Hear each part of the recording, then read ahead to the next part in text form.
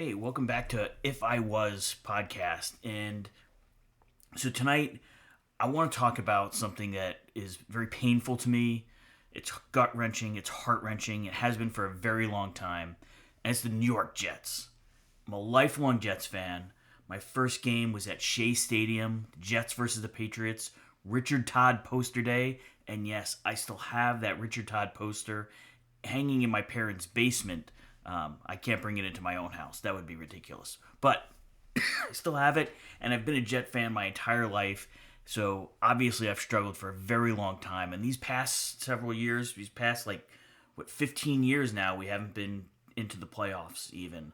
So it's been painful and gut wrenching. So, what a perfect way to kind of do a first real big deep dive for this podcast into if I was the owner of the New York Jets, right? Let's take it, right? I'm a fan. I enjoy the game, things like that. I have some issues with, a lot of things that happen, but what if I was the owner, right? And so let's look at my beloved Jets, and we can look at other teams too as we kind of go through and kind of think about what they would do in those. If I was in that situation, what would I do? But I'm a Jet fan, so I'm starting here. And so, right out of the gate, we just had the last game of the season, so it's fresh and painful in my mind. Aaron Rodgers looked like the Aaron Rodgers of old, right? 4 touchdowns, looks great. Wow, 1 game out of 17. Not really thrilling as a Jets fan. 5 wins on the year, another painful, dismal, disappointing year when there was so much promise going in. So, now, throughout the year, the Jets have fired the head coach. So they've got the interim coach. They've fired the GM, which is great. Honestly, something I would do as well. I don't know if I would have done that in the middle of the season. I would have waited to the end of the season. I originally thought Robert Saleh was actually a good coach. He was the coach before. Now it's Jeff Ulbrich, who I think could potentially be in a different situation. If he was coming in fresh, might have been a better coach. But for this team, if I'm the owner, let's start there, right? So I'm taking over for Woody Johnson. I'm taking ownership of the team. And here's the first thing, obviously, that you have to do is you've got to sign a general manager, right? They don't have a general manager in place. So this is where there's a lot of course, names being thrown about and those types of things. Well, if it was me, as, again, background of a fan, I don't really know much about the ins and outs and the real nitty-gritty of the details, but don't care about that. This is me. This is what I would do. I would rehire, that's right, going back to the well, I would rehire Mike Tannenbaum. So Mike Tannenbaum was the GM for the Jets for a long time. So as he went, I thought he was a pretty good GM. He made some good signings. He made some bad signings. He had some pretty good drafts. He also had some bad ones. He certainly had some misses in there. But I thought that overall he did very well. And actually, he is the only Jets GM that actually has a winning record in the franchise history. So that's something to lean on. And again, if you look at the most stable franchises in the NFL, or really in sports in general, one key thing that they all have is they have longevity in front office, longevity in the ownership, longevity in the coaches. You don't see a lot of successful franchises rolling over coaches and rolling over GMs every 2 or 3 years, especially the way the Jets have. Some of the decisions that they have made in recent years have been really questionable, where people are scratching their heads. But I've now taken over, so if I'm taking over as the ownership, Mike Tannenbaum is actually my first pick. Now, again, once we sign him, some of the good things, he drafted Darrelle Revis. He made some really good. I like the way he always manipulated the draft. He didn't always have the best drafts, but he always found some really good players in each draft. Not always a home run. Darrelle Revis, guys like that, obviously home runs. But if you look at some of his earlier drafts, he started with foundational pieces.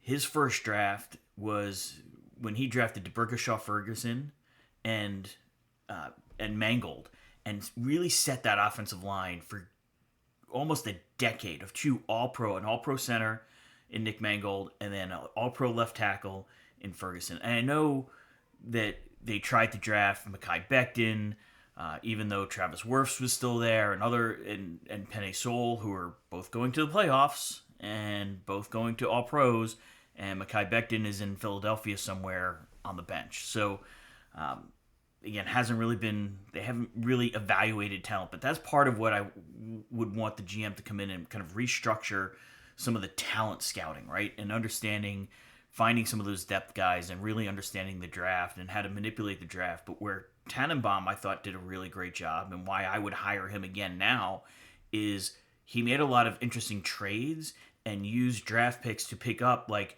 a Santonio Holmes, a Braylon Edwards, Brett Favre, who started off very good with the Jets, obviously didn't end well. Unfortunately went back to the drawing board with Aaron Rodgers, that of course has not gone well at all. But again, so I'd start with Mike Tannenbaum. I think he's the guy that could actually turn this thing around and start to rebuild a culture and rebuild just the organization from top to bottom, especially coming into some drafts that.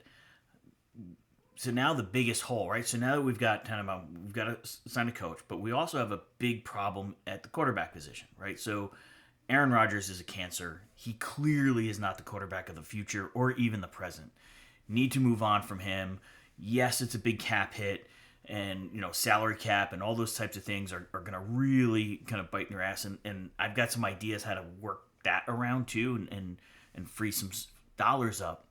But I think the biggest thing is that we've got to move on from there. So now we've got to find a coach that has a philosophy.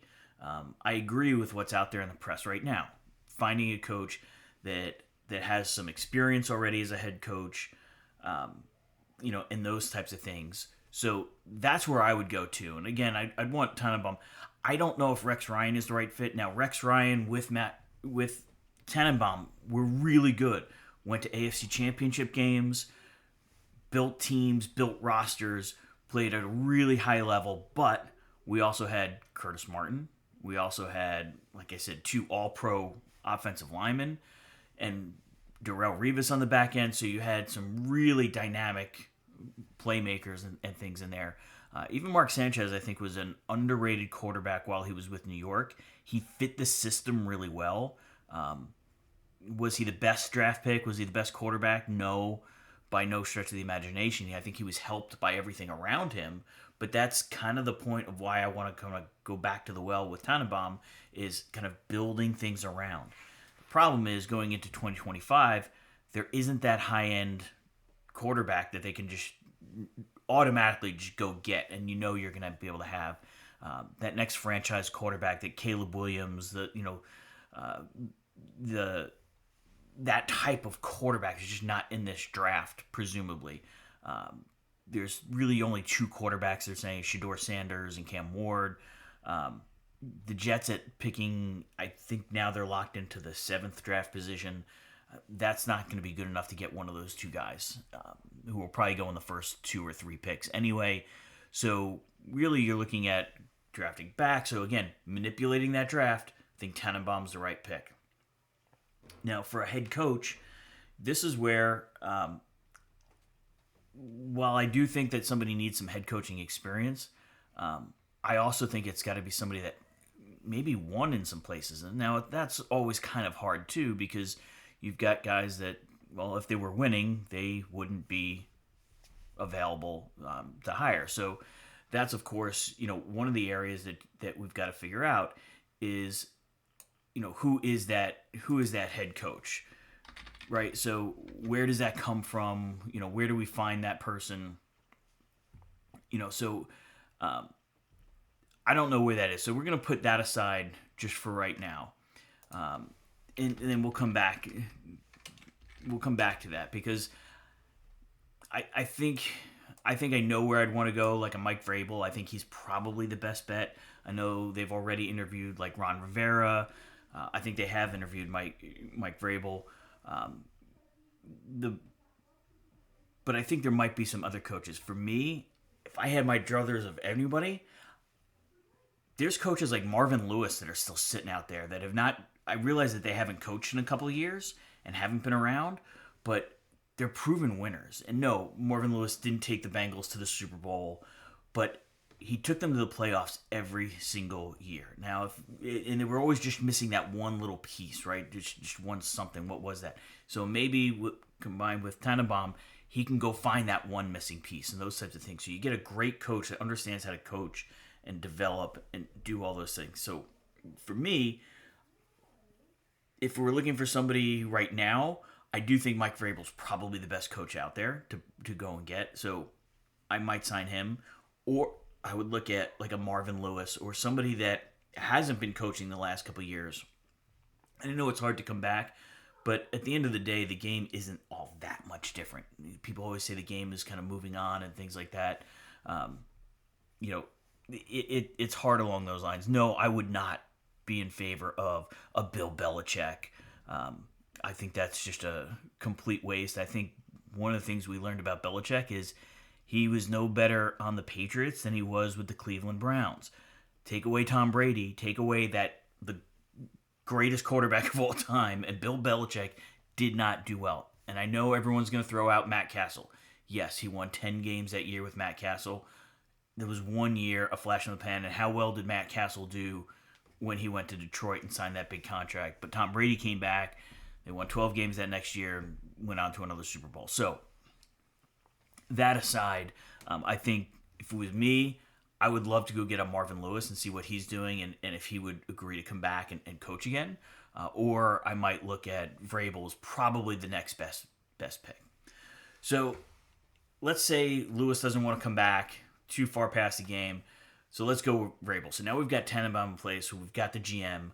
Now I kind of move forward. Now if I'm the GM, I've already made my ownership decision. Now I'm moving on to the GM. GM is Tannenbaum. Now as Tannenbaum, I'm moving on to Mike Vrabel. I'm signing Mike Vrabel. He had success. I think he's a really good coach. I think he's that former player type coach, very similar to a Dan Campbell in Detroit. So I'm hoping that I can kind of create that magic again here in New York and with the Jets. They don't need magic. I think they need miracles, but that's a whole different argument. So now the problem becomes players, right? So now we got to figure out what we're doing in the offseason. So this is where, again, I lean on Tannenbaum because I like the way he handles the draft, and I think that's going to be so important in not only this year, but probably next year, next 2 or 3 years, because, look, we've got to rebuild the team. Yes, there are pieces here, but there's clearly some big gaps, and I do think in the NFL, probably more than other sports, coaching makes a bigger difference, I think, in the NFL than it does in Major League Baseball. I think NBA, NHL, I think those are sports because you don't have as many things going on. You don't have guys on the field, especially in the NHL and NBA, where talent's going to win every time. It's why you see, these guys kind of coming together. You put 3 of the best players on the court on one team, and you can ride them to the finals pretty much every time. Same thing in, that's the NBA. I kind of have the same thing in hockey, right? The most talented guys, you get a hot goalie, especially going into the playoffs, you can ride him to a Stanley Cup. There's a lot of coaching that happens on the back end, but really once you're in the game and in the flow, it's a very open style game. Things are going on. It's not as much the X's and O's, I think, in those two sports. Baseball kind of starts to bridge that gap. Managers, I think, are important for helping to position players, get people in the right position, making the decisions. Are you going to play back for a double play? Are you going to play up? Pinch hitters, how you use your bullpen, those types of things. So managers do have some important role. But again, it's, in the moment, if the guy's not swinging the bat well, no coach in the world is going to be able to fix that. Whereas with the NFL, where I think coaching really matters, because there is so much about the X's and O's. Yes, there's execution on the field, but you've got 11 guys, you get much bigger things, a lot more moving pieces kind of going on, and how do you really kind of decide from play to play, both offensively and defensively, of how things go. So I think from a coaching staff standpoint, so not only do you hire Vrabel as my head coach, but I go out and I overpay. So whatever I'm paying Mike Vrabel, I'm going to pay my offensive coordinator and my defensive coordinator just like I'm paying a head coach. So I'm essentially going to have three head coaches kind of running the show. So Vrabel is going to be the manager, kind of making sure things go, kind of brings that fire, decisiveness, leadership to the equation, and then let the offensive coordinator and defensive coordinator really run their shows and do their things and kind of own those pieces. But I would also pay them super top dollar. Now, beauty of that is, number one, it's not my money. This is all make believe anyway. So I can do these things. But the other thing is, coaches' salaries don't hit the cap. So it's not like I can only spend so much on coaches or whatever it is and staff. So I can go out and get the best staff that I can get. So maybe it's stealing Aaron Glenn. I actually still like Jeff Ulbrich. Jeff Ulbrich was the defensive coordinator under Robert Saleh. So maybe I retain Jeff Ulbrich as, say, hey, go back, run this defense, recreate what you were doing, and go from there. Offensive coordinator, everybody on the offense right now, none of them are even allowed in the building. I don't even want them to have Jets gear in their house. Like, get rid of them all. We need to start from scratch. We need a whole new philosophy, a whole new mentality. I don't know if that's bringing somebody up from the college ranks or going out and getting, maybe it's Eric Bieniemy. I would love to go hire Eric Bieniemy, who was so successful under Andy Reid that, I still don't know why he hasn't been a head coach, but I would go get somebody like him that can just really own that piece of the game and kind of go from there. So now we've got our coaches. So now we got to start to hit kind of the dollars and the cents, right? So here is my strategy, like what I would do going into next year. The first thing I would do, obviously you got the big cuts, the early cuts. Allen Lazard gone. I don't know what he did for the 2 years that he was here. Such a waste. Barely got on the field. Always kind of hurt. Wasn't really playing and didn't play well when he did play. Tons of drop balls. And then you've got Devontae Adams. Obviously, he's going to walk, so he's leaving. So, you don't have to worry about that. And then Greg Zuerlein. Why are we paying a kicker that can't freaking kick the ball through the uprights? So I feel like you can find kickers pretty much anywhere. Yes, a good kicker is can be very valuable, but let's be realistic. Cutting Greg Zuerlein saves $2.5 million on the cap next year. Getting rid of Devontae Adams and Allen Lazard, if we just literally cut them tomorrow, like that would be the first thing I do when I wake up in the morning. I would cut those three, and that saves you almost $37 million to a salary cap. The Jets don't have a lot of room under the salary cap right now, so that's going to free up a lot of dollars, and we'll figure out how to spend that there. Now, part of the problem, too, is that you've got some unhappy players. Obviously, some guys are going to be free agents and are going to walk, like DJ Reed. I'd love to re-sign DJ Reed, but obviously he's soured on the organization. Maybe he changes his mind with the new coaching staff and GM. Maybe not. But we know he's going to walk, so we'll have to deal with kind of replacing that. But draft capital. So this is where I think we don't have a lot of ability right now, and there isn't. We've got to find a franchise quarterback. So quarterbacks are key to this. Right now, we've got Tyrod Taylor that I would re-sign on another 1-year deal, see if he'd take it, and see how that goes. The second place I would go is Justin Fields is going to be a free agent as well. Not the highest end. I get that. But is he a quarterback that could come in and compete for a number one spot with Tyrod Taylor and potentially be a number one quarterback, at least for a year? Yeah, possibly. Because I don't think that there's enough to draft. And I don't think Sanders and Ward are the two types of quarterbacks that I would trade up in the draft to go get. Don't necessarily want to trade back very far either, depending on what's really there and what to draft, because there's a couple of good offensive linemen that are in the draft and a couple of good defensive linemen that are in the draft too. So that number 7 spot is actually a pretty good spot unless a really good deal comes down the line. But again, this is where Tannenbaum comes into play as a GM that understands how to work the draft. But one of the things I would do for more draft capital is we've got 2 players that are really, really optimal that can be traded right now to maximize a return, and that's Garrett Wilson and Breece Hall. And I know that sounds like, wow, both of them are under contract. It seems ridiculous to trade those 2 players or do anything with those 2 players. They're both young. They're both dynamic.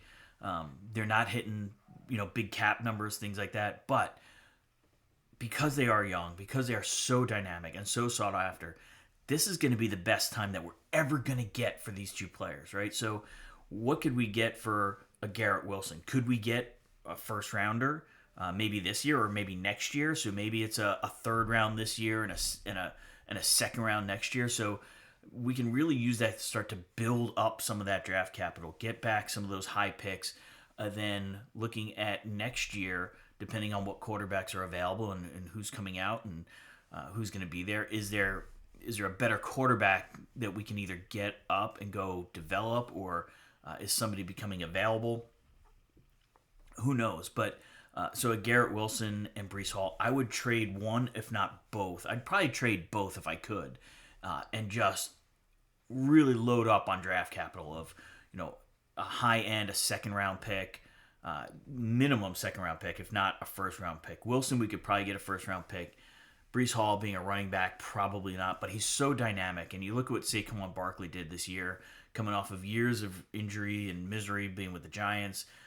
Is there a team that says, hey, we can, if we had that dynamic type of running back, and Breece Hall is that type of running back, could they take it to the next level? So they might be willing to give up a second or even a first round pick for something along those lines. So I would trade both of those guys. Now, yes, that does leave some pretty big holes, because now if you think about it, Devontae Adams is gone, Allen Lazard is gone, and now let's say we trade Garrett Wilson. So you just have basically your top 3 receivers now off the board and gone for the year. And that's okay, because I think they're replaceable. I think being also drafting at number 7, there's some really high-end wide receivers. I think there's a guy out of Mizzou that everybody's pretty high on. So, and a couple other wide receivers too.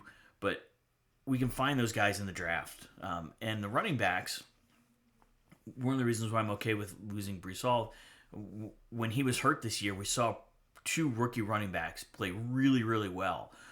Especially in kind of a fire and ice, thunder and lightning, whatever you want to call it, whatever nicknames that they'll have, in Edwards and Davis was the other back. So those 2 guys were both rookies this year. They're both a little bit different. They're both, but are they as dynamic as Breece Hall? No. But they dropped just as many passes as Breece Hall. Yeah. They all dropped a lot of passes, but I think they can certainly fill that void, fill that gap, and actually be incredibly productive, or just as productive combined as Breece Hall is. So, again, and you get all that draft capital to kind of continue to build up, have the ability to trade up and do those types of things. So at the number 7 pick, we really have the ability to kind of solidify some of the offensive line holes, or that wide receiver hole. That will be there, because we know we're not going to be able to fill that quarterback hole.